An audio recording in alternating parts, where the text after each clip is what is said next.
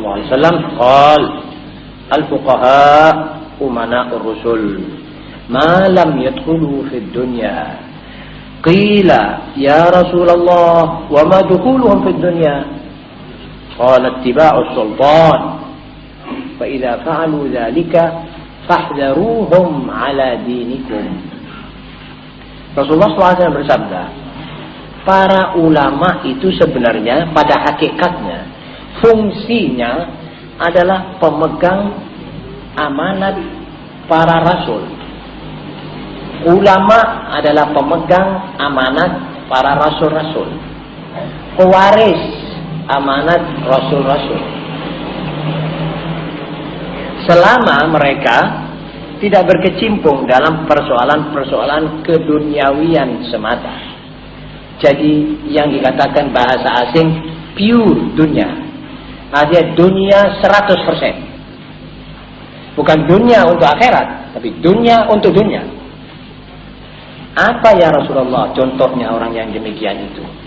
Bagaimana ya Rasulullah cara mereka memasuki dunia yang dikatakan pure dunia itu? Rasulullah SAW menjawab, selama mereka tidak apa yang dikatakan mereka bekerja dunia itu ya Rasulullah? Rasul menjawab, mengikuti para sultan atau penguasa yang zalim. Jadi kalau sudah ulama masuk ke tengah kaum penguasa yang zalim, maka ulama ini hati-hatiin sudah.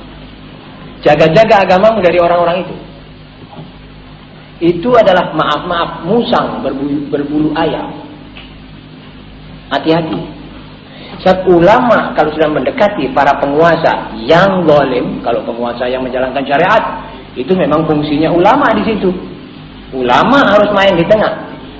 Tapi kalau penguasa yang zalim masuk di situ, maka mereka sudah pasti tidak akan menggubris soal agama.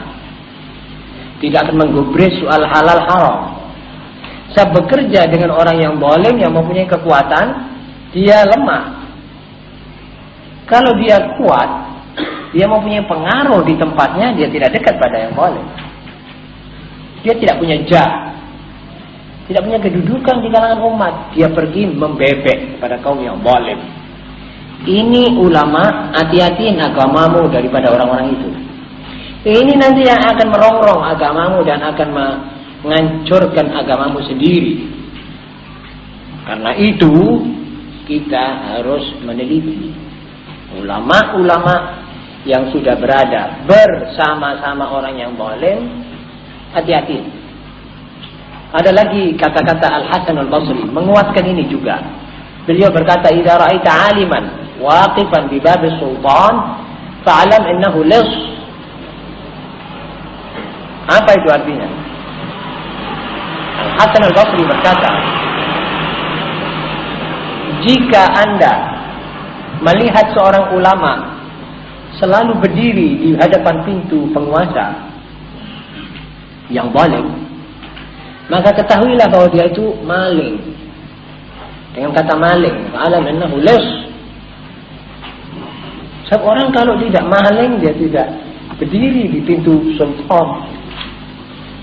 Jadi itu tanda ulama yang sudah lumer waraknya, lumer takwanya, dia mencari selah untuk masuk ke atas buat mendapatkan posisi dan fulus.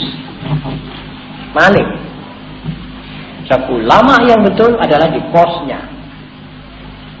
Waktu Imam Malik radhiyallahu taala anhu, salah seorang ulama dan ulama besar, bukan ulama ahli mazhab, pengarang mazhab.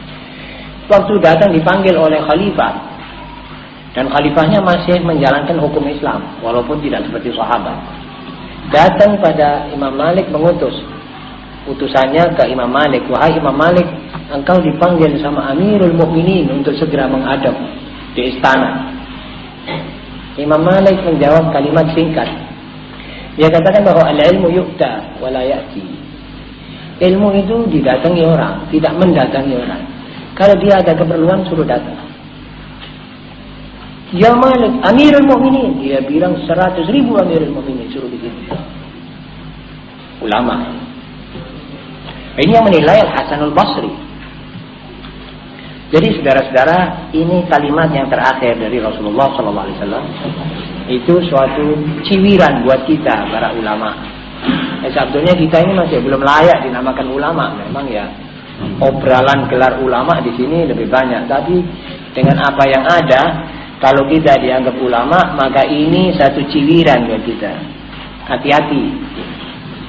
Posisimu adalah posisi penceramah dan penyampai sesuatu dari Rasulullah SAW. Penyambung lidah Rasulullah SAW. Tidak lebih daripada itu. Kalau kamu lihat penguasa yang zalim, jangan kamu dekati, dimanapun ia berada.